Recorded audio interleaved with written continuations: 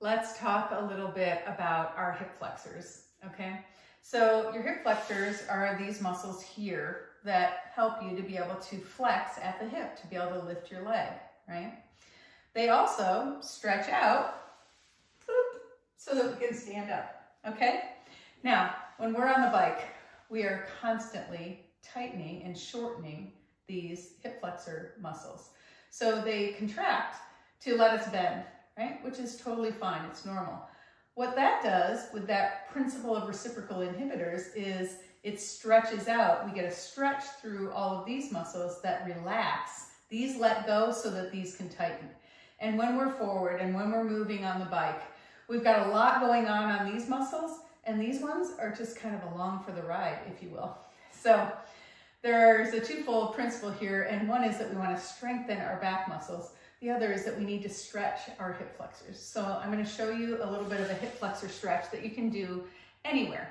So one thing when you're on the bike is just stand up when you can at stoplights or whatever. Get up on the pegs or put your feet on the ground. Sorry, not up on the pegs at a stoplight. When you're riding, you can get up on the pegs a little bit and stretch up. When you're stopped, you can put your feet on the ground and just stand up straight. Stretch out and lengthen out through those hip flexors. Now, you also have your iliopsoas muscle. Your psoas muscle is kind of down deep. It connects to your lumbar spine, to your back, and it also connects to your pelvic floor, to your hips. And so it is the only set of muscles, there's two of them, that connects your upper body to your lower body, right? But those ones are deep in there. They're a little bit harder to stretch. We're going to go over one stretch right now that is a floor stretch for your psoas muscle, for your hip flexors, and for kind of letting go and doing a counter stretch to all that bending that we're doing on the bike. And for this one, I'm just going to use a rolled up towel. Now you can use a yoga block, you can use a foam roller, but remember that every bit of height that you add and every bit of firmness that you add is going to increase the amount of stretch. And you'll see what I mean in just a minute here. Start with something small. Start with just a little bit of support, a little bit of a rolled up towel underneath your sacrum. So I'm going to put it behind me here. And then, so right behind my bum. And then I'm just going to lay back on it.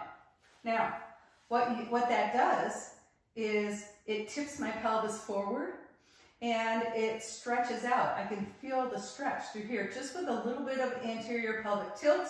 What's happening is these muscles are letting go. Now, the beauty of doing this when you're laying down is that it lets go of all these other muscles. Nothing else has to work. Nothing else has to turn on. So it's a really good opportunity to be able to relax some of your back muscles and then allow this front to just open up, okay? So this is really good just laying here. Now, if it's too much for you, you can bend your knees. You're still getting anterior pelvic tilt, but maybe not so much of a stretch here. So you'll have to experiment with how far out you can put your legs.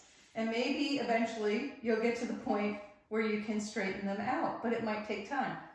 The other thing that you can do is you can work with your arms. You can put your arms up overhead because some of the insertion of your abdominal muscles and things like that are way up here near the rib cage.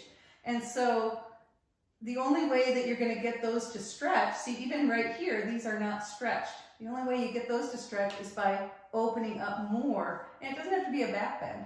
Just laying here with this slight pelvic tilt and putting your arms over your head is accomplishing the same thing.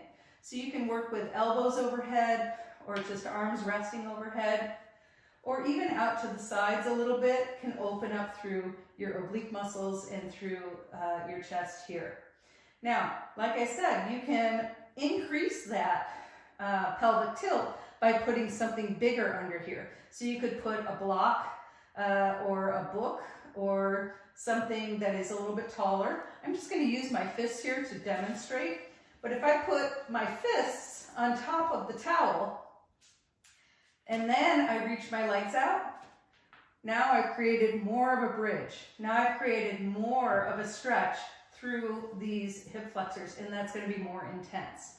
So start where you need to and just see if you can let go. If you can just stay like this for for 3 to 5 minutes, that's perfect, you know, and the more you do this, it's going to help to counter some of that tightness and keep you from walking hunched over like you're old before your time. Okay, hopefully this has been helpful for you. I'll see you next time.